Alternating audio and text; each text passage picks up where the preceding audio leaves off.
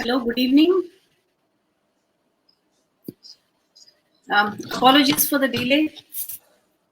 Technology often gives you a catch-22 situation, and then sometimes it's difficult to understand what's happening here. So we are back with you again live in this 10th episode of Jab Koi Baat Bigad Jaye. With me is Dr. Prabodh. Hello, sir. Hello, Sapna. Good evening. Good evening sir. आज हम एक बहुत ही दो interesting topics पे बात करने वाले हैं। ये जो दो शब्द है, एक है नार्सिसिज्म और दूसरा है गैस लाइटिंग। ये दोनों फिनोमिना हम आज डिस्कस करने वाले हैं। ये रिलेशनशिप से रिलेटेड इसके इफेक्ट्स क्या होते हैं। So first we will try to understand what are these two terms, उसका मीनिंग क्या है, उसका हमारे रिलेशनशिप्स पे क्या इफेक्ट होता है, और इससे हम कैसे डील कर सकते हैं। इन चीजों पे आज हम बात करेंगे। So let us start with understanding what is narcissism. Sir, मैं चाहूंगी आप स्टार्ट करें। सपना, ये भी टेक्निकल विषय हो जाएगा। Narcissism is a personality disorder. Basically एक व्यक्ति की अपनी विशेषता हो जाती है जब वो खुद को क्या कहूँ, ग्रैंडियोज समझता है, बहुत बड़ा समझता है, और उसका सिर्फ एप्रिसिएशन एडुलेशन की मंशा ऐसी रहती है कि he only seeks strokes to boost his believe that he is superior, super normal, bigger than the rest of the world.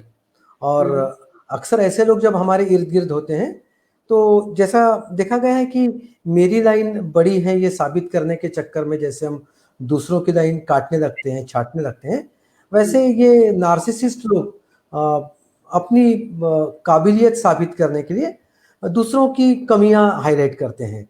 और ये कितने क्या कहूँ मैं, कितने उपयोगी हैं, कितने अच्छे हैं, कितने समझदार हैं, कितने समाज उपयोगी है, कितने प्रोफेशनली कॉम्पिटेंट है, ये बताने के चक्कर में कभी कभी they stamp the others feet. Why कभी कभी they end up stamping the feet of others, they end up hurting others, they end up trying to show themselves bigger. इनका ईगो भी बड़ा इन्फ्लेटेड और बड़ा सेंसिटिव रहता है, मतलब बड़े हाइपर सेंसिटिव होते हैं ऐसे लोग। इनके साथ कोई पंगा ले ले तो ऐसा साबित करेंगे कि पंगा लेने वाला बेवकूफ़ है, मूर्ख है, नाकाबिल है, ऐसे तरह से वो बात करते हैं। हमारे आसपास काफी सारे लोग हम ऐसे देखने को मिलते हैं सर हमको, जो बहुत ही ज्यादा सेल्फ एब्जॉर्ब्ड है, खुद में ही ज्यादा इन्वॉल्व है, और जो ये समझते हैं कि मुझसे बेहतर कोई नहीं, या मैं सबसे बेहतर हूँ, या मुझसे बेहतर कोई नहीं। ऐसे लोग काफी हमारे आसपास होते हैं। तो सर ये नार्सिसिज्म जो है, ये आया है बहुत इंटरेस्टिंगली। ये ग्रीक माइथोलॉजी में एक कैरेक्टर था जिसका नाम था नार्सिसस, और वहां से उससे ये वर्ड आया हुआ है, क्योंकि वो इतना खुद में इन्वॉल्व था कि उसके बारे में कहा जाता है कि जब उसने अपनी खुद की इमेज, खुद को पानी में देखा मिरर के रूप में, तो उसको खुद से प्यार हो गया, और उसको खुद से इतना ज्यादा प्यार हो गया कि वो बाकी लोगों को इतना बुरी तरह से ट्रीट करता था कि वो दूसरे लोगों को वो उसके काबिल है ये प्रूव करने के लिए कई बार जान भी देनी पड़ती थी। तो अगर हम ये इस कहानी को समझे तो हमको समझ में आएगा कि नार्सिसिज्म ये कैरेक्टर क्या है। अब ये एक एक्सट्रीम एंड हो गया, बट नार्सिसिज्म अलग अलग मेरे ख्याल से रेंज वाले भी होते हैं। जरूरी नहीं है कि हर कोई इतने एक्सटेंट तक जाए कि उनके सारे रिलेशनशिप्स खराब हो, बट हम बेसिकली हम उस तरह के पर्सनालिटीज को आज एड्रेस करना चाहते हैं which actually affect the relationship, the people around them. और मुझे लगता है वो खुद के ऊपर भी इफेक्ट होता है। A narcissist who believes that, who wants to believe rather that I am the best, इसका सर रिलेशनशिप के ऊपर क्या इफेक्ट होता है, पहले हम बात ये करेंगे, फिर हम आगे गैस लाइटिंग पे जाएंगे। क्या होता है सपना कि हम जब रिलेशनशिप में आते हैं तो generally we see the reflection of ours in others eyes. हम अपनी छवि दूसरों की आंखों में देखते हैं, और उसकी आंखों में क्यों देखते हैं? क्योंकि वो मेरे रिश्ते में है। मैं और वो कोडिपेंडेंट होते हैं, हम इंटरडिपेंडेंट होते हैं, हम इंटर रिलेटेड होते हैं, इंटर कनेक्टेड होते हैं। तो ऐसे व्यक्ति के आंखों में मैं मेरी छवि देखता हूँ, और ये नार्सिसिस्ट व्यक्ति वही देखना चाहता है, वो देखना चाहता है, मतलब वो कुछ अलग नहीं देखना चाहता। He doesn't want to be given his true reflection. He wants to see the reflection as he has in his mind. और अगर ऐसी रिफ्लेक्शन रिश्ते के आंखों में से या भावनाओं में से या मन में से ना छलके, तो नार्सिसिस्ट लोग बड़े अजीब तरीके से, बड़े डिविएंट तरीके से बिहेव करने लग जाते हैं। तो एक छोर पे अगर नार्सिसिस्ट हो और दूसरे छोर पे कोई एक साधारण आम जो कोई डिसऑर्डर की केस ना हो, तो बहुत मुशक्कत करनी पड़ती है इस व्यक्ति को खुश रखने के लिए। Narcissists are the most difficult people to please because they have their parameters of pleasing so high and they believe only they can please themselves and they find others inadequate. तो ऐसे व्यक्ति के साथ अगर रिश्ता बन गया सपना, तो शायद भगवान भी बचाएगा नहीं, वो भी भाग जाएगा। वो कहेगा, मेरे ख्याल से उनके साथ वाला जो व्यक्ति है वो कुछ भी कर ले तब भी ये व्यक्ति खुश नहीं होता है। हाँ, कुछ वो ब्रह्मदेव का बाप भी वहां आ जाए तो उसको खुश नहीं कर पाएगा ये नार्सिसिस्ट को, यही उसकी खासियत है। And so the relationships they are in, all the kinds of relationship they are in will be affected. चाहे वो दोस्तों के साथ हो, चाहे पेरेंट्स के साथ हो, चाहे वाइफ या एक पार्टनर के साथ में हो, कोई भी रिलेशनशिप हो, इवन या मेरे ख्याल से even in official situation, official setting में भी ये रिलेशनशिप मेंटेन करना बहुत मुश्किल होता है एक नार्सिसिस्ट के साथ में। देखो सपना, नार्सिसिस्ट के साथ डील करने के कुछ तरीके हैं, आसान तरीके मैं तो कहूँगा। वो गाना था ना, जो तुमको हो पसंद वही बात कहेंगे, दिन को भी अगर रात कहो रात कहेंगे। मेरा जाता क्या है अगर उसको मैं प्रशंसा कर लूं और उसको प्रशंसा से उसको ठीक लगता है। प्रॉब्लम तब आती है जब उसकी प्रशंसा करना मेरी मजबूरी रहती है और उसकी प्रशंसा करते समय मुझे जिल्लत का अनुभव होता है, अपमान का अनुभव होता है। प्रॉब्लम तब आती है। तो अगर कोई चाहता है कि मैं उसकी प्रशंसा करूं और बहुत प्रशंसा करूं और दुनिया में का सबसे बढ़िया व्यक्ति वही है, तुम्हारा वो पति हो या भाई हो तो सबसे अच्छे भाई तुम हो, सबसे अच्छी इंसान तुम हो, ये बोलने में जाता क्या है? सही में देखा जाए तो कुछ नहीं जाता है। प्रॉब्लम तब आती है जब मुझे लगता है मेरा कुछ जा रहा है या मेरा कुछ अपमान हो रहा है। तो सबसे आसान तरीका है, हाँ बोलो। एक और एंगल भी तो है ना सर इसको, कि कई बार देखा गया है कि नार्सिसिस्ट केवल इस बात से खुश नहीं होता है कि वो बेटर है, उसके लिए ये भी जरूरी होता है कि तुम कम हो ये प्रूव करे। दूसरा व्यक्ति जो है वो कम है वो भी प्रूव करना एक नार्सिसिस्ट की एक जरूरत होती है, सबकॉन्शियस जरूरत होती है, बिकॉज ऑफ विच ही दूसरों को हमेशा नीचे गिराते रहते हैं। नार्सिसिस्ट हरदम पैट्रन के रोल में जाता है, गार्डियन के, केयर टेकर के, प्रोटेक्टर के रोल में जाता है। और अगर तुम जब तक ये कहते रहो कि you are my protector, you are my guardian, you are my saviour, you are the best person around, and ये कहने में आपको अगर दिक्कत नहीं हो रही है, तो नार्सिसिस्ट की डिमांड बढ़ते जाएगी। मतलब कैसे? वो हर बार आपसे, वो हर घंटे बाद आपसे ये कंफर्म करेगा। और मैंने ऐसे रिलेशनशिप देखे हैं जो सिम्बायोटिक हो गए हैं। अब ये सिम्बायोसिस कैसा है ये भगवान जाने, but then the person who is dependent doesn't mind giving all the praises and the person starts believing the praises to be true and these relationships last long। तो ऐसा नहीं है कि इनके साथ डील नहीं किया जाता, पर जो व्यक्ति आत्मसम्मान की अपने पैरामीटर रखता है और वो आत्मसम्मान को बचाना भी चाहता है, उस व्यक्ति के लिए थोड़े प्रॉब्लम हो सकते हैं। और ऐसे समय दूसरा अप्रोच है कि be assertive, this far and no further वाला अप्रोच, कि यार जहां आप सही में अच्छे हो वहां मैं सही में अच्छा कहूंगा और उतना ही अच्छा कहूंगा जितना आप अच्छे हो, और मैं अपनी भी बात रखने को पीछे नहीं हटूंगा। ऐसे समय नार्सिसिस्ट व्यक्ति सपना अपनी बाउंड्री आंक लेता है। मतलब नार्सिसिस्ट व्यक्ति असर्टिव व्यक्ति के साथ पंगा नहीं ले सकता है, नहीं लेता है, नहीं ले सकता है, क्योंकि असर्टिव व्यक्ति अपनी बाउंड्रीज डिफाइन करेगा, अपनी लिमिट सेट करेगा और अपनी कमियां भी एक्सेप्ट करेगा, उसकी खूबियां भी एक्सेप्ट करेगा, पर उसकी कमियों को भी कभी रोक टोक करके वो बता देगा। और ऐसे व्यक्ति से नार्सिसिस्ट लोग बच के कन्नी काट के चलते हैं। नार्सिसिस्ट जैसा एक शेर होता है ना, तो शेर सब झुंड के पीछे दौड़ता है, वो हिरन का रहे या किसी पशुओं का रहे, तो शेर को सिर्फ इतना ही फास्ट दौड़ना है। कितना फास्ट? सबसे स्लोएस्ट जो है वो झुंड में का, उससे फास्ट दौड़ना है, क्योंकि सबसे स्लोएस्ट से अगर ये फास्ट दौड़ता है तो उसको शिकार मिल जाती है। तो narcissist always would need one शिकार in the near close relative, और उसको एक बार शिकार मिल गई ना तो बाकी के पीछे वो दौड़ेगा नहीं, वो बस उसी के साथ अपनी जोड़ी जमा लेगा और उसी का जी जान खाते रहेगा, उसी की तंगड़ी चबाते रहेगा। उसको अगर वो छूट गया तो प्रॉब्लम है। और सबसे स्लोएस्ट भाग नहीं सकता है। मतलब घर में सबसे जो डिपेंडेंट होता है, सबसे जिसका लो सेल्फ एस्टीम होता है, ऐसे लोग नार्सिसिस्ट के शिकार होते हैं। तो नार्सिसिस्ट पर से सर, हेलो सपना, तुम मुझे देख पा रही हो क्या? हाँ हाँ सर, देख पा रही हूँ सर। एक मिनट, कुछ ये गड़बड़ हो गई। हाँ, सर आप बोलिए, आप बोलिए। हाँ जी, तो हाँ, इट्स ओके। तो मैं ये कह रहा था कि नार्सिसिस्ट है ना, ये सबको तकलीफ नहीं देता है, ये तकलीफ उसी को देता है जिसका सेल्फ एस्टीम लो हो। जिसका सेल्फ एस्टीम बड़ा होता है उसको नार्सिसिस्ट तकलीफ देने की संभावना, बड़ा का मतलब, आई एम सॉरी, बड़ा is wrong word, the assertive person जिसका सेल्फ एस्टीम अप्रोप्रिएट होता है, नार्सिसिस्ट उसको कुछ नहीं कर पाएगा, ऐसा मैं मानता हूं सपना। तो नार्सिसिस्ट लोग बहुत अधिक संख्या में हैं और ये बढ़ रहे हैं, और ये नार्सिसिस्ट की संख्या बढ़ती है क्योंकि हमें छोटेपन से मेरा राजा बेटा, मेरा सोनू बाला, सबसे बढ़िया तुम हो, ऐसा बताया गया है। और ये बताया गया था वो तो पहले मुझे मोटिवेट करने के लिए, मुझे अच्छा लगने के लिए बताया गया था मेरे मम्मी ने, पापा ने, या जिस किसी करीबी ने, और मैंने वो सच मान लिया। और अभी मैं खुद को बताते जा रहा हूँ, और अभी खुद को बताते जाते जाते मुझे एडिक्शन हो गया, और अभी वो एडिक्शन पूरा करने के लिए मैं भी दूसरे किसी से भी कहलवाना चाहता हूँ। यही नार्सिसिज्म है। हाँ, मुझे यही लगता है कि जैसे यहाँ पर बचपन में, एक तो आजकल छोटे फैमिलीज है, बड़े फैमिलीज नहीं है। बड़े फैमिलीज का एक अपना एडवांटेज हुआ करता था कि बहुत सारे लोग होने की वजह से no one was given a very special status. आज छोटे छोटे फैमिलीज है, एक ही बच्चा है घर में या दो बच्चे हैं, और इनको ऐसा महसूस कराया जा रहा है कि तुम इस घर के राजा हो। मतलब मैंने देखा है कि बचपन से अगर कहीं बाहर जाना है तो अगर वो बच्चा जिद करता है कि मुझे यहाँ नहीं यहाँ जाना है, तो उसके हिसाब से प्लान चेंज किए जाते हैं। अगर वो बच्चा कहता है कि मुझे ये नहीं ये खाना है, तो उसके हिसाब से प्लान चेंज किए जाते हैं। और हर बार उसको ये महसूस कराया जाता है कि you are the only one who is the best one. School में भी अगर उसको मार्क्स अच्छे मिलते हैं तब तो है ही, उसको ग्लोरीफाई किया जाता है। बट कई बार मैंने घरों में देखा है कि अगर उसको मार्क्स अच्छे नहीं भी मिलते तब भी कई बार उसको ये महसूस कराया जाता है कि ये तुम्हारी गलती की वजह से नहीं है, ये तुम्हारी गलती की वजह से नहीं है।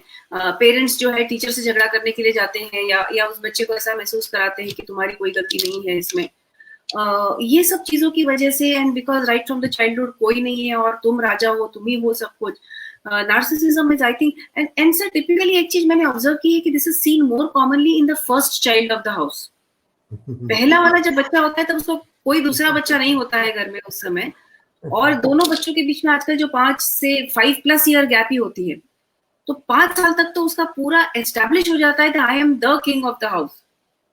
अक्सर देखा गया है कि जो सेकंड चाइल्ड आता है घर में, वो थोड़ा एडजस्ट कर लेता है क्योंकि उसको ऑलरेडी कंपटीशन है घर पे, तो उसमें ये नार्सिसिज्म आने के चांसेस कम दिखते हैं, जो मैं अभी काउंसलिंग में देख रही हूँ। सपना मुझे अच्छा लग रहा है, अच्छा लग रहा है। मैं सेकंड हूँ, शायद तुम भी सेकंड हो। Yes sir. बट सर उस समय ऐसा नहीं था, मतलब 2-2 साल के, 1.5-1.5 साल के गैप हुआ करते थे। पहले वाले बच्चे का ईगो डेवलप होने के पहले ही there would be more people in the house, another child in the house, जो उसके साथ में सब कुछ शेयर कर लेता था। ये बहुत ज्यादा एज गैप जो हो रहा है, और जिसमें पहले वाले बच्चे को पूरी तरह से, अच्छा फिर अभी जो साइकोलॉजी ने बहुत ज्यादा प्रोपोगेंडा किया हुआ है कि सिबलिंग राइवलरी होनी नहीं चाहिए, इसके चलते दूसरा बच्चा होने के बाद पेरेंट्स बड़े पहले बच्चे को और ज्यादा स्पेशल फील कराते हैं कि इसको बुरा नहीं लगना चाहिए इसके आने से। So the overall feeling is that I am the only one who is the best, and who deserves everything which is best in this world. Pattern change. और ये बड़े व्यक्ति की आई एम द बेस्ट होता है, और I am also giving all, मतलब मैं सबको देते जा रहा हूँ, और मैं ही समाज सेवा कर रहा हूँ, और सबसे उदार मैं ही हूँ, सबसे बड़ा दूसरों की सोचने वाला भी मैं ही हूँ, ऐसा भी इसके मन में आ जाता है। और ये तुमने जैसा कहा बिल्कुल सही है सपना। पहले जब ज्यादा बच्चे होते थे तो एवरीबडी, और फैमिली भी ज्वाइंट होती थी, तो घर में अगर 10-12 बच्चे हैं तो ये बनने की संभावना कम थी। जब न्यूक्लियर फैमिली हो गई और जब अभी इकलौते बच्चे आने लग गए हैं, तो ये नार्सिसिज्म का प्रमाण बढ़ते जाएगा, because they get undue adulation, appreciation. Yes. और सभी जगह, और पेरेंट्स जो है बार बार बच्चों को इधर उधर कॉम्पिटिशन्स में भेजते हैं। वो कॉम्पिटिशन तो छोड़ दीजिए सर, अगर ये छोटा सा पोयम भी, नर्सरी राइम भी बोलना सीखता है तो पूरे दुनिया के सामने उसका एग्जीबिशन होता है, सबको तालियां बजाने लगाई जाती है बचपन से एकदम, कि ये कुछ तो भी एक्स्ट्राऑर्डिनरी अलग चीज है जो इस बच्चे ने नर्सरी राइम बोल दिया। तो मुझे लगता है कि बच्चे का सेल्फ एस्टीम बूस्ट करना और उसको एक फॉल्स ईगो देना, दोनों में फर्क है, which both the parents need to understand कि ये ऐसा काम नहीं करता है ये। दूसरा मैंने सर ये भी देखा है कि कुछ घरों में जहां पर 2 ब्रदर्स है और उनकी फैमिलीज है, ऐसे भी घरों में मैंने देखा है कि एक ही घर में रहते हैं, बट दादा दादी जो है वो किसी एक बच्चे को या किसी एक बेटे के बच्चे को ज्यादा प्रेफरेंस देते हैं हर चीज में। ये भी काफी बार देखा गया है। तो उसमें भी ये नार्सिसिज्म आने के चांसेस बहुत ज्यादा रहते हैं कि घर में इतने सारे लोग थे, I am the special and best one. Sir, narcissism आपने बात कही थी कि ये असर्टिव लोगों के साथ में दे बहुत पंगा नहीं लेते हैं। I also feel that consciously और rather subconsciously these people also look for a partner or a friend with low self esteem, क्योंकि वो आसान है उसको डील करना, क्योंकि उसके सामने ये प्रूव करना कि मैं सुपीरियर हूं और उसका एक्सेप्ट करना बहुत आसान हो जाता है। सो एक टिपिकल जो आपने सिम्बायोटिक रिलेशनशिप कही थी, मेरे ख्याल से वो ऐसा रहता है कि एक दबाने वाला और एक जो भैया कि मेरा कोई है नहीं, तुम ही हो मेरे। So someone with low self esteem would often feel that you know कि इसने इतना अच्छा लड़का मुझे मिल गया या इतनी अच्छी लड़की मुझे मिल गई। सो फ्रेंडशिप में सर अक्सर देखा गया है ये कि स्पेशली लड़कियों के फ्रेंडशिप में सर आजकल लड़कियां जो है, यंग लड़कियां, they have a common complain कि मेरी कोई दोस्त नहीं है। It's a very very common complain. और सबको लगता है कि दूसरों के है, मेरे नहीं है। लेकिन जहां जहां देखा गया है कि दो लड़कियों की अच्छी फ्रेंडशिप दिख रही है, उसमें कई बार ये दिखता है कि one is got an confidence level which appears to be above the normal, above the normal, और दूसरी ऐसी दिखती है कि who's ready to compromise anything to be with this person, and again a symbiotic relationship.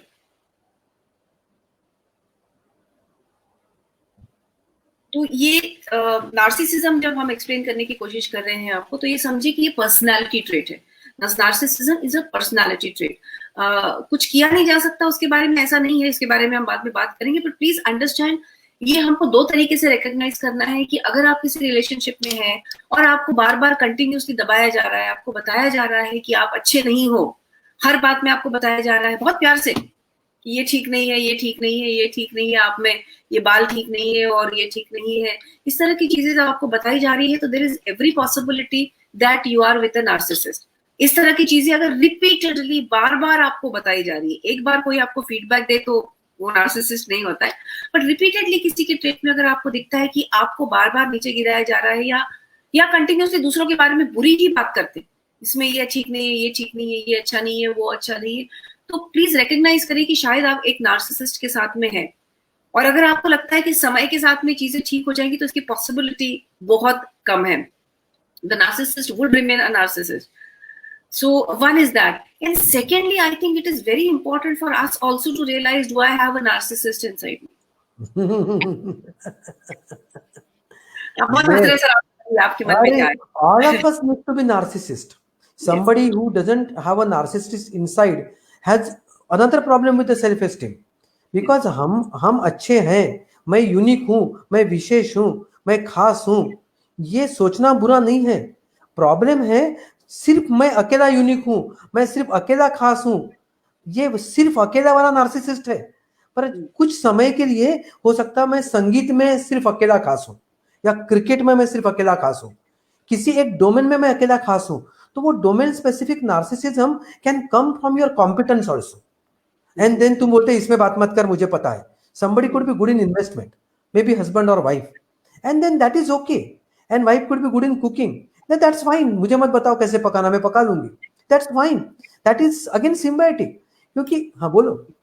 पर sir हाँ, और narcissist जो होता है typical, what I would say negative narcissist, let us take a positive narcissist and negative narcissist, वो ये है कि अगर मेरा डोमेन, मैं इन्वेस्टमेंट में बहुत अच्छा हूँ और तुम कुकिंग में बहुत अच्छे हो, ये एक्सेप्ट करके हम अपना अपना दायरा में देखें और सामने वाले को बताए कि इन्वेस्टमेंट के बारे में मुझे कुछ मत बोलो, तो it is a positive narcissism. But जब ये इन्वेस्टमेंट में स्पेशल वाला नार्सिसिस्ट अपने वाइफ को या पार्टनर को ये बताता है कि तुमको कुकिंग भी नहीं आता, तुमको कुछ भी नहीं आता, मुझसे सीखा करो, then that is a classical example of a narcissist. देखिए ये नार्सिसिस्ट कब डिसफंक्शन होता है, जब ये दूसरे की कुचेष्टा करने में अपनी प्रतिष्ठा मानता है। He doesn't want to show his competence, but he wants to show others incompetence. दूसरों की गलतियां ढूंढने में, दूसरों को सुझाव सलाह देने में जब वो अपनी काबिलियत मानता है तो वो नार्सिसिस्ट डिसफंक्शन हो जाता है, वो रिलेशनशिप पे आंच लाता है. ऐसे नार्सिसिस्ट सही में बहुत डेंजरस होते हैं टू लिव विथ, बहुत डेंजरस होते हैं. सर एक बार गैसलाइटिंग की बात भी करते हैं, फिर बाद में हम will come down to what can be done in these cases. Gaslighting is another very very interesting phenomena and very interesting terminology, जो मेरे ख्याल से अब मिलेनियल टर्मिनोलॉजी है. ये पहले तो मेरे ख्याल से नहीं थी, ये टर्मिनोलॉजी नहीं थी gaslighting. It's quite a new phenomena. ये समझना भी हमको रिलेशनशिप की दृष्टि से बहुत ज्यादा इम्पोर्टेंट है. गैस नार्सिसिस्ट जो है ना, वो अगर एक आउट एंड आउट नार्सिसिस्ट है तो हो सकता है कि वो आपको मुंह पे इंसल्ट करे, आपको बहुत बुरी तरह से परेशान करे, सब करे. जो गैस लाइटर होता है या गैस लाइटिंग करता है, जो this gas lighting is a person जिसमें एक व्यक्ति दूसरे को हर चीज में गलत इस तरह से साबित करता है कि सामने वाले को ये अपने खुद के ऊपर शक होना शुरू हो जाता है. इट्स अ साइकोलॉजिकल फिनोमेना कि आपको साइकोलॉजिकली ऐसा कुछ बताया जाता है कि आपको हर चीज में आपके ऊपर खुद के ऊपर शक होने लगता है. मतलब इतना ज्यादा कि अगर मैं कहूं कि मैंने तुम्हारी कार आज वहां पर देखी थी, तो हो सकता है कि तुम मुझे आकर ये कहो कि मैं उस समय वहां पर था भी नहीं, मैं यहाँ इस व्यक्ति के साथ में था, तुम्हारा दिमाग खराब हो गया है, तुमको सब जगह गलत चीजें दिखती है. I think you should go to a psychiatrist and get yourself checked. Very common statement of a gaslighter in a relationship. I think you need a psychologist. I think you need a counselor. I think you need a very common sentence in a gaslighting phenomena typically. इसमें एक it's a cunning phenomena, जो एक जानबूझ के सामने वाले को ये महसूस कराया जाता है कि there is something wrong with you. Sir आप elaborate करें अभी. हाँ, gaslighting is that phenomena wherein the one-upmanship leads to emotional abuse of the relative, emotional abuse of the other, and emotional abuse created by denying the reality the person is perceiving or experiencing. मतलब मेरी सच्चाइयों को अगर कोई झुठला दे और ये कह दे तुम्हारी सच्चाई सच्चाई नहीं है और तुम्हें वहम है या तुम गलत हो, या इस तरीके से, मतलब मैं खुद के ऊपर शक करने लग जाता हूं टू द एक्सटेंट कि मुझे लगता है यार मैं सही में गलत हो सकता हूं, क्योंकि this person means well to me, he is an authority, he loves me a lot and all those things. Like ऐसे समय आई एम बीइंग गैसलाइटेड. ये मान लो कि जब आपकी रियलिटी को बार बार डिनाई किया जा रहा है और आप सेल्फ डाउट में चले जाते हो, आपके सेल्फ एस्टीम को इस तरीके से कुचला जा रहा है कि वो छोटा लो होते जा रहा है, तो chances are the person is being gaslighted. और सपना एक बता दूं, all of us are gaslighted and all of us at times indulge into gaslighting, because that is how we play the game in relationship of one-upmanship. कभी कभी हमें ऐसे stakes होते हैं जो जितना बड़ा आवश्यक लगता है अपनी छवि को बनाए रखने के लिए या कुछ निजी स्वार्थ के लिए, रिश्तों में हम उतने जुनाइन अगर नहीं है तो हम गैसलाइटिंग का रिकोर्स करते हैं. और मैं तो आजकल सपना पेरेंट्स बच्चों को गैसलाइट करते हुए देख रहा हूँ कि they deny the reality of a child to make them believe what parents feel is the reality. और अभी ऐसे गैसलाइटिंग को आप क्या कहोगे, तो बड़ा विशेष प्रश्न रहेगा. Yes, sir. It is seen often that even if the child is good at something, the parents tell them that ये तुमको अभी लग रहा है, ये ऊपर से लग रहा है, ये कुछ ऐसा नहीं है, ये चला जाएगा कुछ दिन में. Even if the child, और they would undermine, इससे पैसा कितना मिलेगा, कौन तुम्हें जानता है, ये करने से क्या होने वाला है. Undermining that importance, वो भी चेंज ऑफ परसेप्शन हो सकता है. सिर्फ छोटे बच्चों को नहीं sir, grown up adult children को भी पेरेंट्स ये करते हुए देखा गया है, with an underlying intention of having control of the children even if they are grown up, often telling them कि वो जो कर रहे हैं वो गलत है, वो जो लाइफ पार्टनर चुनना चाहते हैं वो गलत है, या उनकी लाइफ पार्टनर या उनका लाइफ पार्टनर जो है वो गलत है. ये बार बार बता के, मैंने सर मेरे पास केसेस आए जहाँ पे पेरेंट्स ने ऐसे बता के रिलेशनशिप तोड़वाया है बेटे का या बेटी का, just making them feel कि now these two people, youngsters, they are in love, they are having a good life, but one of the parents of either of the side इतना इफेक्ट क्रिएट करते हैं, उनको अलग अलग तरह के evidence देते हैं कि देखो तुम्हारा फोन नहीं उठाया ना, जरूर उसका कहीं तो अफेयर चल रहा है, एटसेट्रा एटसेट्रा. इस तरह की चीजें बता बता के रिलेशनशिप तोड़ते हुए भी मैंने पेरेंट्स देखे हुए हैं. So basically gaslighting friends we need to understand, ये एक मुझे लगता है कि नार्सिसिज्म का शायद एक एक्सट्रीम एंड है, कि मैं बेटर हूं, मैं जो भी करता हूं वो सही है, अब ये रिलेशनशिप तो मुझे रखना है. So the thing is I want to keep the relationship but on my terms. So if I want, I can go around and I can have relationship with other people. I can cheat on you. I can do anything. But अगर मुझे तुमने पकड़ा तो मैं तुमको ये feel करा दूंगा कि there is something wrong with you. मैंने तो कुछ किया ही नहीं है. So ये अक्सर देखा जाता है, स्पेशली सर जो लोग रिलेशनशिप में चीट करते हैं, मेरे ख्याल से उनमें गैस लाइटिंग की टेंडेंसी काफी ज्यादा होती है. ये सपना, ये गैसलाइटिंग में there is a victim and there is a persecutor, और ये जो परसिक्यूटर है ये नार्सिसिस्ट हो सकता है, पर एंटी सोशल पर्सनालिटी डिसऑर्डर जिसको हम सोशियोपैथ कहते थे पहले, या फिर कंपल्सिव अथॉरिटी, ये भी गैस राइटिंग करने में बड़े माहिर होते हैं. ये नार्सिसिस्ट व्यक्ति जो होता है वो अपने रिश्ते को, दूसरे व्यक्ति को एक वस्तु मानता है, व्यक्ति नहीं मानता है, और वो वस्तु मानने से उसकी भावनाओं को, उसकी सच्चाई को बिल्कुल दरकिनार करके अपनी सच्चाई को उसके ऊपर थोपता है. ये एंटी सोशल पर्सनालिटी डिसऑर्डर वाला जब गैसलाइट करता है तो वो दूसरे व्यक्ति को रिसोर्स मानता है और उसके माध्यम से कुछ अपना निहित स्वार्थ उसको इनसेन साबित करके करने के पीछे लग जाता है.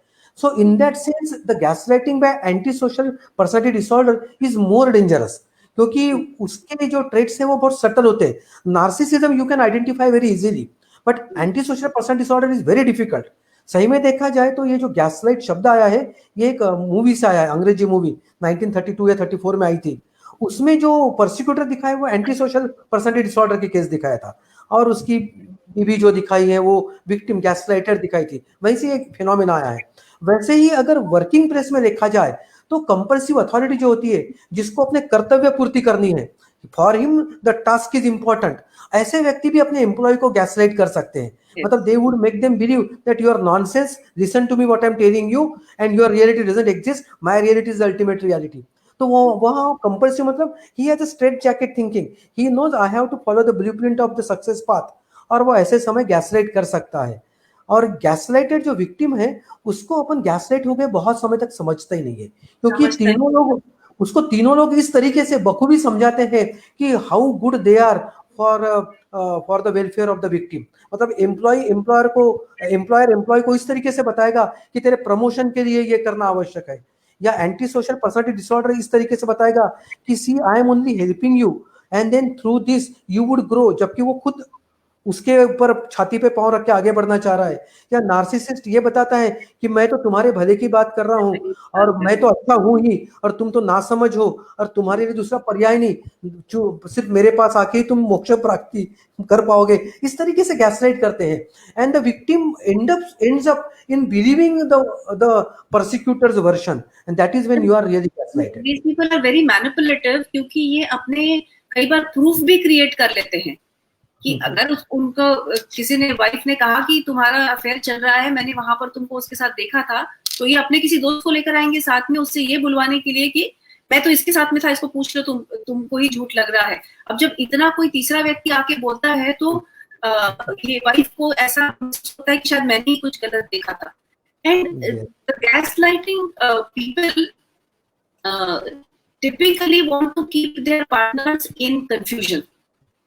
इतना कंफ्यूज करते रहते हैं कि ये है, ये नहीं है, ये तुमने ऐसे कैसे सोचा. तो दूसरी चीज ये है कि अपनी बात मनवाने के लिए ये बहुत जोर से बात करते हैं, बहुत जोर से बात करते हैं, ताकि सामने वाला ऐसे ही एक डर के मारे या इसमें कम हो जाता है, क्योंकि जोर से बात करने में उनका कॉन्फिडेंस दिखता है. सो जोर से बात करके मैं कॉन्फिडेंट हूँ, मैं सही हूँ, जैसे वो कहते हैं ना कि कितना भी आप जोर जोर से बात करो, झूठ का सच नहीं हो जाता. बट झूठ बोलने वाला व्यक्ति अक्सर उसको जोर जोर से बोल के करता है, जिसकी वजह से सामने वाली व्यक्ति और भी डर जाती है और दब जाती है. And in the end they are left confused कि एक्चुअली सच्चाई क्या है. और कई दिन तो इसी में निकल जाते हैं, क्योंकि जितने भी बार मैं पकड़ती हूँ कि तुम गलत हो, तुम मुझे आकर ये प्रूव करते हो कि तुम गलत हो, ऐसा तो कुछ था ही नहीं. जैसे आपने कहा कि बहुत दिन तक तो पता ही नहीं चलता है. सपना ऐसी बात होती है जब जो गैसलाइटेड है वो कंफ्यूजन में तो शुरुआत में रहता है, और गैसलाइटर उसको कन्विंस करता है कि तुम्हारा कंफ्यूजन है, क्लैरिटी ये है, और क्लैरिटी वो है जो मैं सोच रहा हूँ।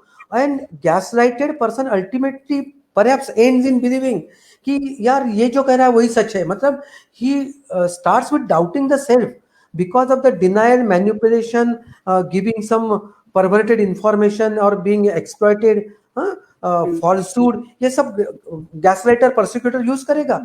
और ultimately the gaslighted can end up being insane, वो पागल हो जाएगा, वो एक दिन आत्महत्या की सोच सकता है, या अगर वो डिनायल में है, कंफ्यूजन में है, तो उसके मन में खून करने का भी विचार आ सकता है, मर्डर करने का।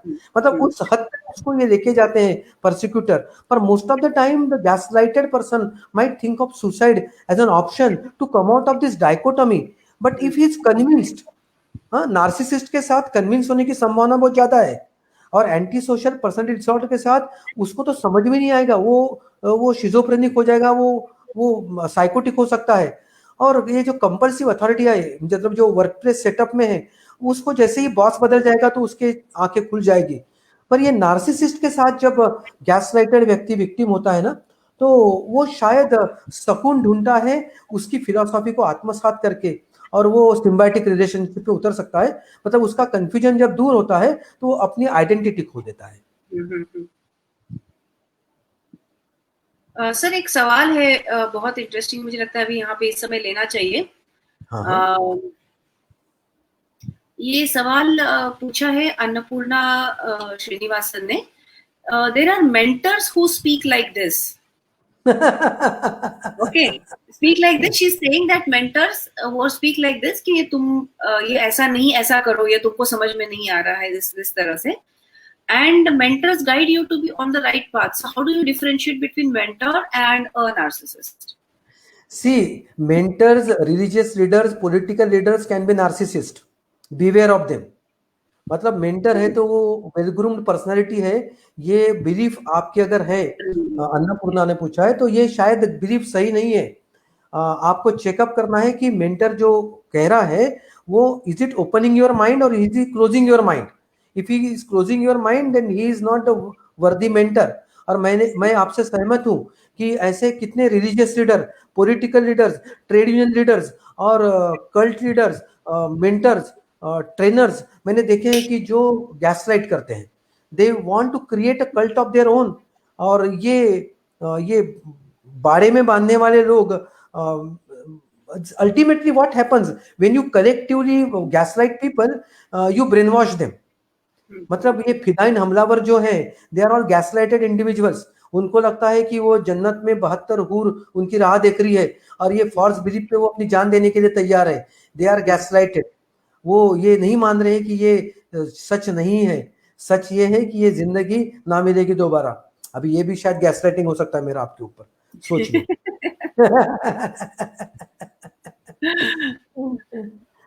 पर सर सच्ची बात है कि हमारे बीच में इतने सारे नार्सिसिस्ट है और इतने सारे गैसलाइटिंग हो रहे हैं हमारे बीच में। एंड आइडेंटिफाई करने के लिए मेरे ख्याल से sir most important thing is that we need to first, everyone needs to work on our own self esteem first. क्योंकि जब तक हम अपने आप को नहीं समझेंगे, अपने ऊपर हमारा विश्वास नहीं होगा, तब तक हम ऐसे लोगों को बहुत बढ़ावा देते रहेंगे। क्योंकि वो उनमें एक क्वालिटी होती है कि दे मेक अस बिलीव कि they are superior and they are for the better of us. ये हमको बिलीव कराने की उनकी एक पर्टिकुलर ट्रेट होता है। So if we want to even identify कि हमारे बीच में ये हमारा रिलेशनशिप कहीं नॉर्मल नहीं है, am I in relationship with a narcissist, और क्या am I being gaslighted in a relationship, ये आइडेंटिफाई भी हमको तभी हो पाएगा जब हम अपने ऊपर थोड़ा विश्वास कर पाएंगे, जब हम ये मानेंगे कि हम जैसे हैं हम बुरे नहीं हैं, हम बेवकूफ नहीं हैं। भले ही हमको ऐसा महसूस कराया जा रहा है, पर हम बेवकूफ नहीं है। और इसके लिए हमको हमारे ऊपर, अपने खुद के ऊपर और हमारे अपने आप को समझने के लिए हमको इसके ऊपर काम करना बहुत ही ज्यादा जरूरी है। बिकॉज अगर हम अपने ऊपर काम नहीं करेंगे तो हमको कोई ना कोई हमेशा ये महसूस कराते रहेगा कि दे आर बेटर, और उनके लिए ये बहुत आसान है क्योंकि हम ही अपने ऊपर विश्वास नहीं रखते। So it becomes a very very easy job for them.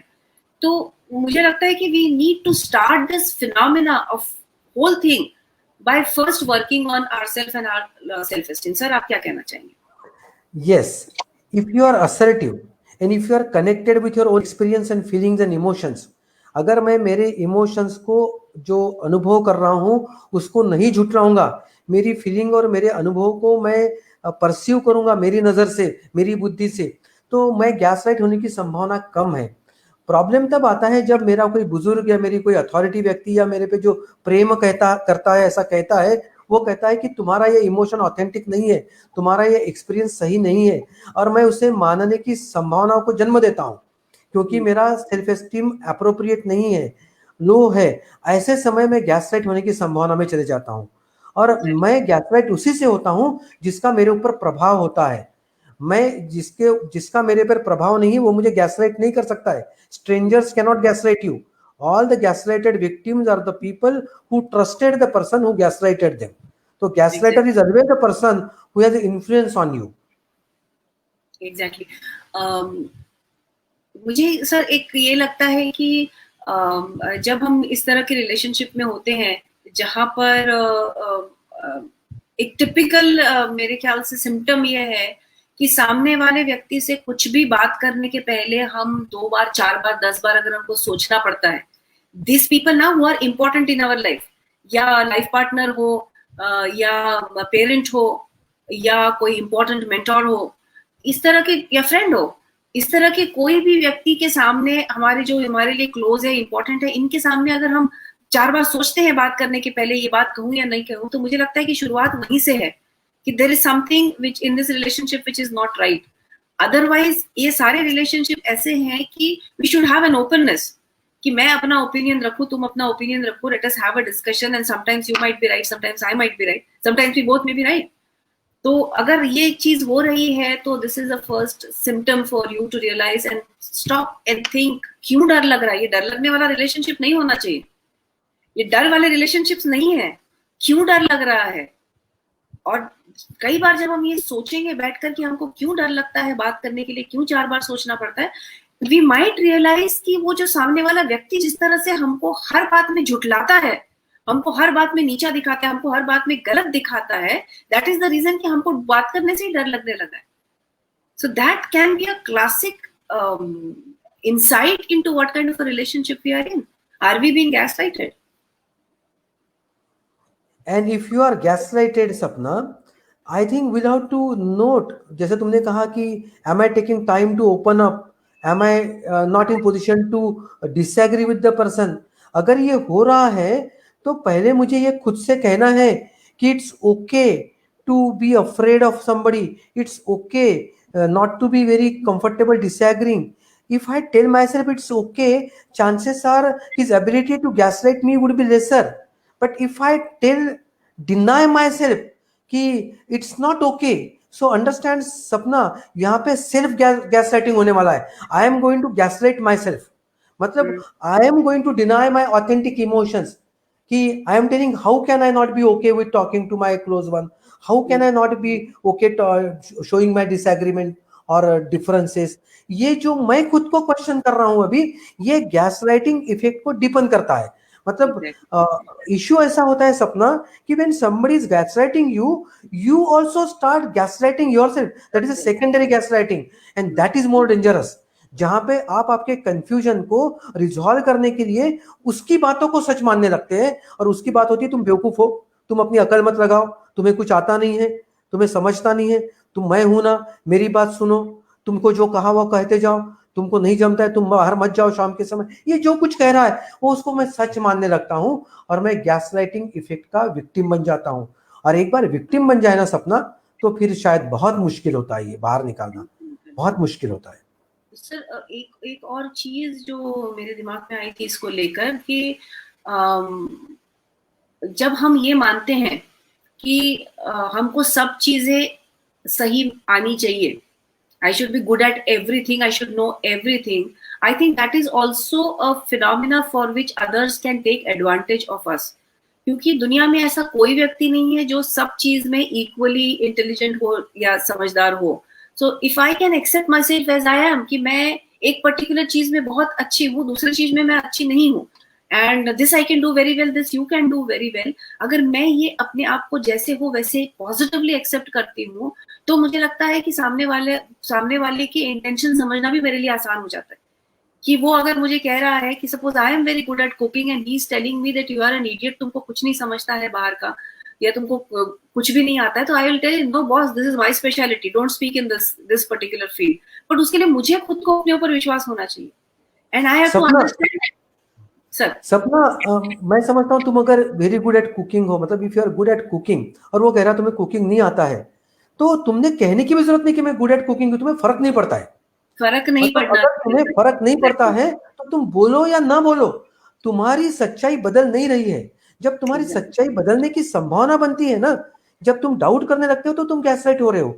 तो ये जरूरी भी नहीं कि तुम उनसे कन्फ्रंट करो, पर तुम्हें परिणाम नहीं हो रहा है, और मुझे परिणाम अगर नहीं हो रहा है सपना, तो मैं गैसलाइट नहीं हो सकता हूँ। और अगर वो कहता है कि तुम्हें इन्वेस्टमेंट नहीं आता है, और मुझे भी पता है मुझे इन्वेस्टमेंट नहीं आता है, तो मुझे फर्क नहीं पड़ता। I need not tell them, I need not be apologetic, हाँ हाँ मुझे नहीं आता है, कोई फर्क नहीं पड़ता है। तो मुझे फर्क ना पड़े, ये उसकी लिटमस टेस्ट है। और वो फर्क ना पड़ने की क्षमता असर्टिवनेस में से आती है कि I know who am I, and I know my weaknesses, I know my strengths. मुझे लगता है कि सर अगर मुझे फर्क नहीं पड़े तो सामने वाले की पावर वैसी कम हो जाती है, बिकॉज उसका वो पावरलेस है।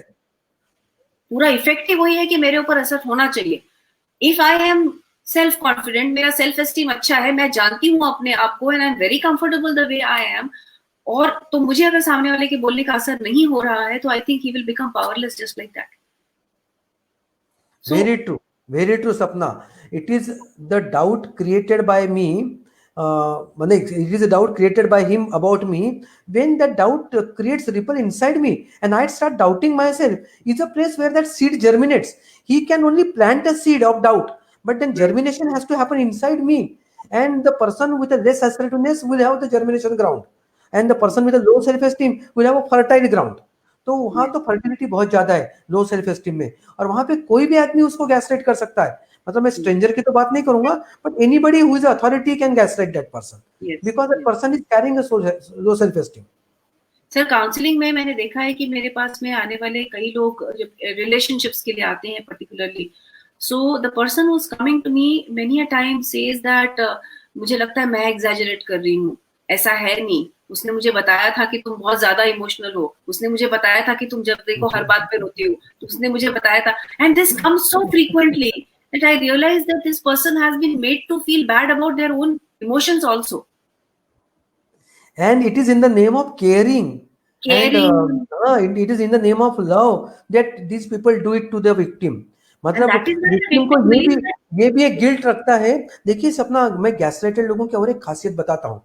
These people will always tell you, if they are gaslighted, they will tell you the gaslighter is a good man, he is a good man. Yes, yes. I love him, and then he doesn't mean bad to me, and he has been doing this good to me, and this is a sure sign that this gaslighted cannot come out of the gaslighting effect. Exactly. मतलब जब ये गैसलाइटेड है, ये पता चलने के बाद भी गैसलाइटर को ये स्टॉकहोम सिंड्रोम जैसा हो जाता है। फिर स्टॉकहोम सिंड्रोम में captive starts aligning with the captor. तो ये जो गैसलाइट में जब स्टॉकहोम सिंड्रोम में दिखने लग जाता है, तो इट बिकम्स इनक्यूरेबल गैसलाइट। तो कई बार सर कई केसेस में ऐसा देखा गया है कि when we talk about that do you want to come out of the relationship because they have come for a relationship issue, and when I try to find out that do you want to come out of the relationship, there is definitely a resistance to that thought also, because इसका कारण बताता हूँ सपना, कारण बता देता हूँ। Resistance to the thought comes from the reality which is given by the gaslighter to the gaslighted, कि तुम अकेली जी नहीं पाओगे। मेरे सिवा तुम्हारा रियलिटी, बोलो सपना। मेरे सिवा तुम्हारा कुछ नहीं हो सकता वाले feeling which very good, yes that is the reality created by the gaslighter into the gaslighted's mind, कि तुम्हारा कुछ नहीं होने वाला है, nobody else is going to help you without me except me. ये जब उसके मन में, तो वो डर जाता है गैसलाइटेड, then he is more terrorized and frightened, then that person would like to be a victim than to be the orphan. He would feel that orphanness is worse than the victimness. तो भले ही वो abusive relationship, अभी हम कहेंगे वो abusive relationship में, exploited relationship में prefer करेगा, और यही गैसलाइटेड व्यक्ति को मदद नहीं कर पाते हैं। Rather gaslighter will tell him that counsellor is not going to do good to you, तुम मेरे ही पैसे से गैसलाइटिंग वो काउंसलिंग कर रही हो, तो वो वहां पर फिर से एक और गिल्ट दे देगा कि मेरे पैसे खर्च कर रही हो और ठीक भी नहीं हो रही हो। और वो क्या बताएगा, वो तो कहेगा तुम निकल जाओ, कौन तुमको पालेगा पोसेगा, तुमसे अभी कौन शादी करेगा, तुम अकेली क्या कर पाओगी। ऐसे भाव भी वो उसके मन में इस तरीके से सटल है, not by the words, non verbally, through the references. और अच्छा, ये गैसलाइटर की और एक खासियत होती है, ये गैसलाइटर लोग अपने ट्राइब बना देते हैं। ट्राइब का मतलब क्या, gaslighter will create a team of family members, I would call them gaslighters tribe now, वो कम्युनिटी। और वो कम्युनिटी भी ये गैसलाइटेड पे इन्फ्लुएंस करते रहेगी कि तुम्हारा कुछ नहीं होगा। और ऐसे समय गैसलाइटेड के भी रिलेटिव गैसलाइटर्स ट्राइब में जाते हैं। I am just giving you the social phenomena Sapna now, this is becoming more dangerous, क्योंकि सोशल नॉर्म्स, सोशल सुपरविजन, संस्कार, संस्कृति, मॉरलिटी, इस नाम पे ट्राइब बन जाती है गैसलाइटर्स की, and they are all helping the gaslighter, not the gaslighted. और यहाँ पे काउंसलर की क्षमता बहुत कम हो जाती है।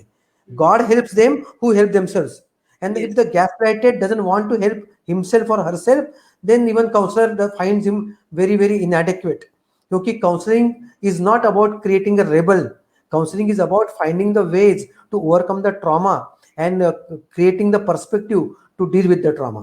और वहां पे पर्सपेक्टिव फॉर्मेशन बहुत कठिन जाता है सपना। तो हमको ये जो टिपिकली सोसाइटी में देखने मिलता है कि when a girl, a victim wife goes to her family, the parents are, because of this all social stigma and all, they will try to tell her that no, he is right, अभी वही तुम्हारा घर है, वही तुम्हारी देखभाल करेगा, तुमको वहीं पर रहना है। So they all join. I like that word. डोली निकली थी वहां से, डोली निकाली थी, अभी अर्थी निकलेगी। ऐसी जो बातें करते हैं ना, वो गैसलाइटर्स ट्राइब के लोग हैं।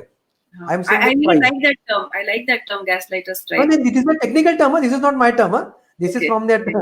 Yeah, it is from the gaslighters concept. Okay. Okay.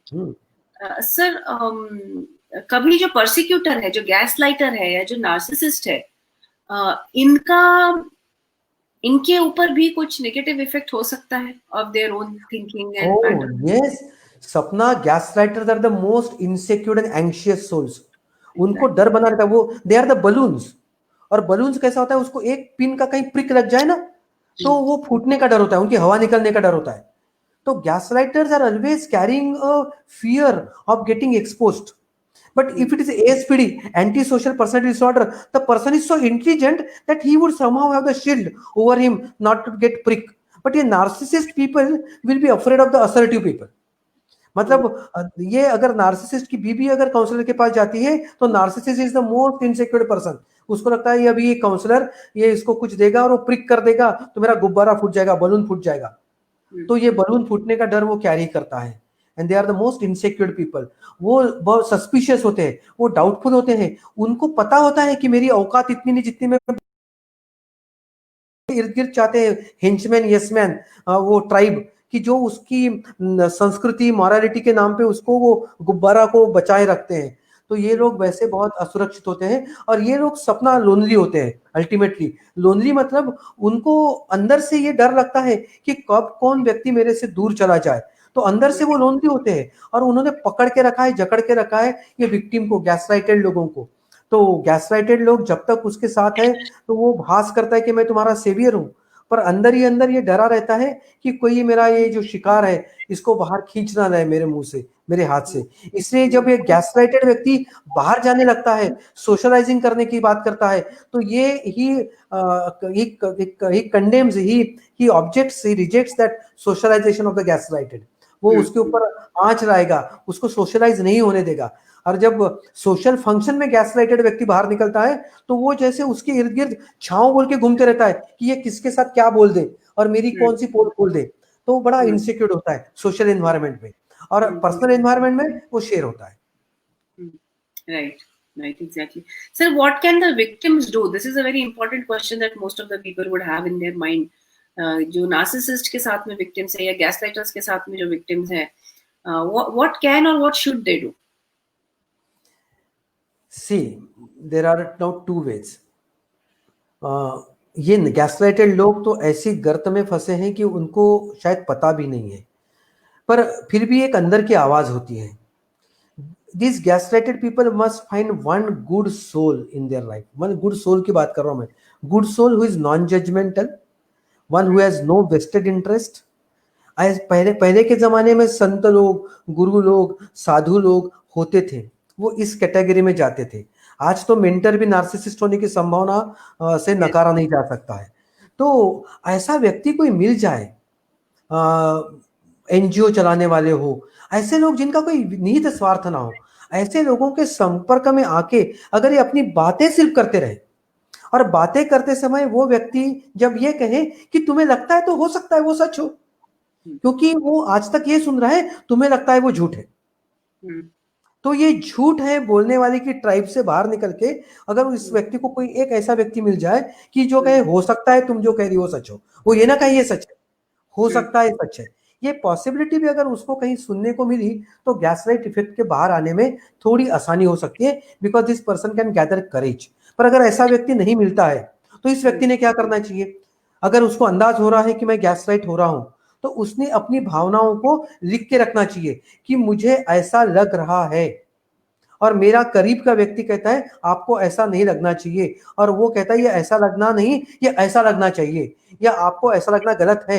ये अगर जर्नलिंग करने लग जाए इमोशन का, और अगर ये गैसलाइटर को पता रहे कि ये जर्नलिंग हो रहा है, देखिए सपना मैं मार्ग बताऊंगी कि गैसलाइटेड अपनी जर्नल लिखने लग जाए, और जर्नल में वो जो लिख रहा है अपने इमोशंस, और मुझे ऐसा लग रहा है my reality and the reality imposed on me by the other close one who loves me, quote unquote who loves me, अगर ये लिखने लग जाए और ये प्रोसिक्यूटर ये देखते रहे, तो संभावना बनती है कि शायद गैसलाइटर अपनी चीजों को कम करे, क्योंकि अभी दिस इज बीइंग रिकॉर्डेड, और अगर वो रिकॉर्ड किसी के हाथ में जाने की संभावना बनती है, तो मैंने जैसा कहा कि gaslighter is a most anxious person, insecure person.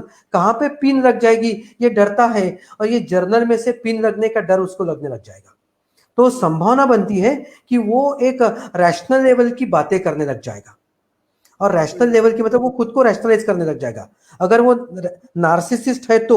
पर अगर वो एंटी सोशल पर्सनालिटी डिसऑर्डर है तो वो अपना मैनिपुलेशन और हायर लेवल का कर सकता है। हाँ, हायर लेवल का मतलब वो उसको साइकियाट्रिक ट्रीटमेंट में डील कर देगा, मतलब वो उसको साइकियाट्री की दवाई, मतलब दैट एएसपीडी में go to the psychiatrist and tell that my wife has this delusions and these hallucinations, he might start drugging her. yes. तो ये भी बनती है पॉसिबिलिटी, पर नार्सिसिस्ट ये करने की संभावना कम है, एएसपीडी ये करने की संभावना ज्यादा है। I hope they might even publicly try to degrade these people in certain ways. ये tribe now narcissists may take the help of a tribe is all those people who are gaslighters community, और हमारे संस्कार संस्कृति में धर्म रक्षक लोगों ने इसको थोड़ा सा प्रोटेक्शन दिया है गैसलाइटर्स को।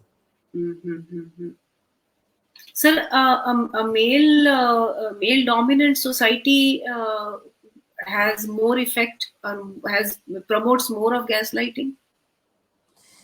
I don't have the empirical study, but I imagine, Sapna, कि male and female both are victims of gaslighting effect. Somebody who has a low self-esteem, मतलब क्या कहूं मैं, अगर कोई व्यक्ति, मेरे पास एक केस आई थी, इससे मैं बता देता हूं। एक केस आई थी कि जिसमें पुरुष परफॉर्म नहीं कर पाता था, और वो परफॉर्म ना करने की कारण उसकी बीबी के ताने और उसकी जिस तरीके से व्यवहार था वो होता था, और वो परफॉर्म नहीं कर पाता, ये उसको ताने मारने से उसका परफॉर्मेंस एंजाइटी बढ़ता था। I am talking about a sexual performance. और वो लेडी और कहीं अपने संपर्क में थी, और वो कहती थी तुम नहीं कर सकते इसलिए मुझे ये इस तरीके से था, and I could sense that person was gaslighted. देखिए मैं एक केस दे रहा हूं जो मेरे पास आई थी, and I could sense that person was gaslighted. पर इसमें इतनी शर्म और ये होती है जैसे फिर से ट्राइब कि somebody husband who cannot satisfy the wife, the tribe will only condemn him and find fault with him. So tribe only supported the lady in the, not in the sense कि condemnation में कि यार ये कैसा, इसे दवाई लेनी चाहिए, ये करना चाहिए. उसने दवाई भी दिया, पर वो दवाइयों का sir psychological issues cannot be solve by giving medications. So I came across one such case where the man was gaslighted by a very antisocial personality disorder lady because she had already something before this marriage. I hope I am making a point. I cannot give more details than this. Yes. तो मैं सोचता हूँ सपना कि male and female both are equally prone to the gaslighting.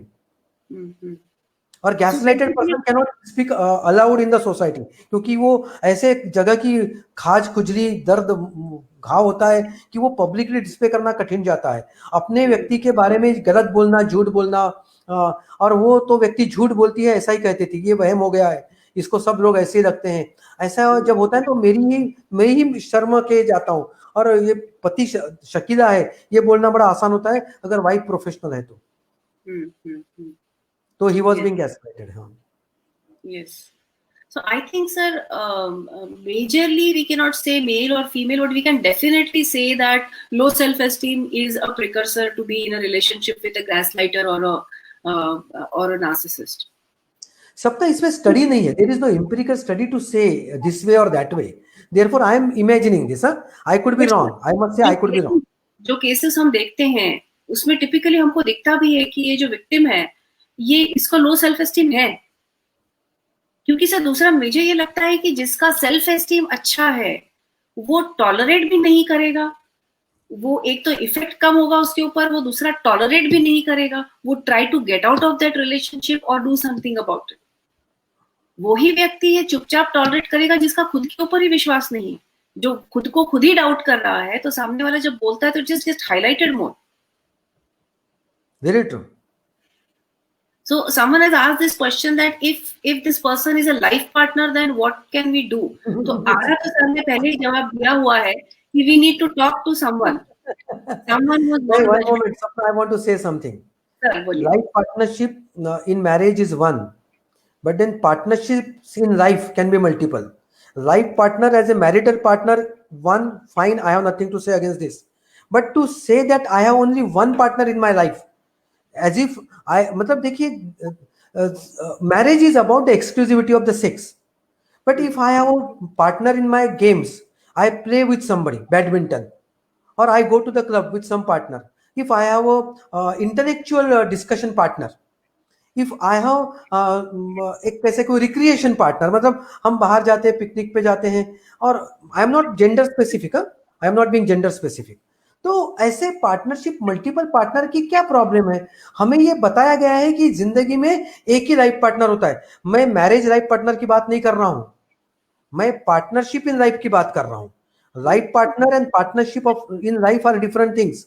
पर हमें ये बताया गया है कि there can not be partnership in life other than the life partner. And this is the tribe gaslighting. Yes, this is tribe gaslighting typically, because हमको फिर ऐसा लगता है कि हमको तकलीफ हो रही है, हमको बोलने के लिए कोई जगह नहीं है, because it's almost a sin कि मैं अपने घर की बात, अपने पार्टनर के साथ वाली पर्सनल बात किसी और से जाकर करूं. So क्या पाप है सपना? क्या पाप है? ये रियलिटी किसने आपको दी कि मेरी घर की बात किसी जाके कहो? तो this is the reality you carried and borrowed, and this could be the gaslighted effect.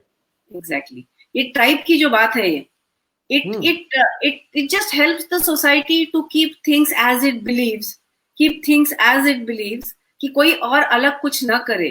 So it helps it to keep such kind of things, you know, that you cannot share with anyone, you cannot talk with anyone about these things. घर की बातें बाहर नहीं बताना, ये अच्छी बात नहीं होती है.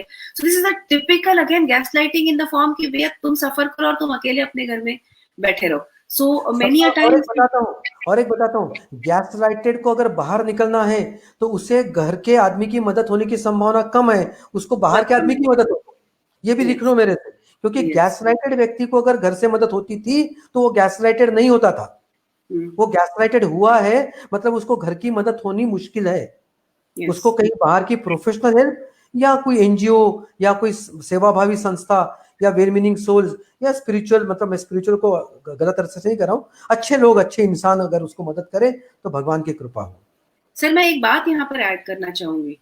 There is every possibility when you find a friend to share about these things happening in your life, आपके लाइफ में कुछ इस तरह की इश्यूज हो रही है और आप एक फ्रेंड आपको कोई मिल जाता है जिससे आप ये बातें करते हो.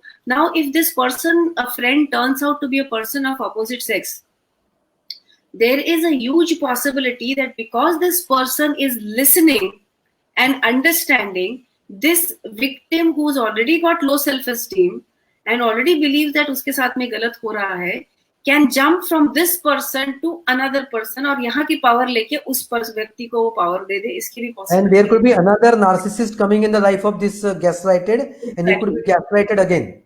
क्योंकि अगर मैंने अपने ऊपर काम नहीं किया है तो मुझे बस कोई और ऐसा चाहिए कि जो मेरी लाइफ का चार्ज ले ले और मुझे आराम से रहने दे और मुझे ठीक करे. So when I want someone else to take charge of my life, eventually that also person would turn out to be a narcissist.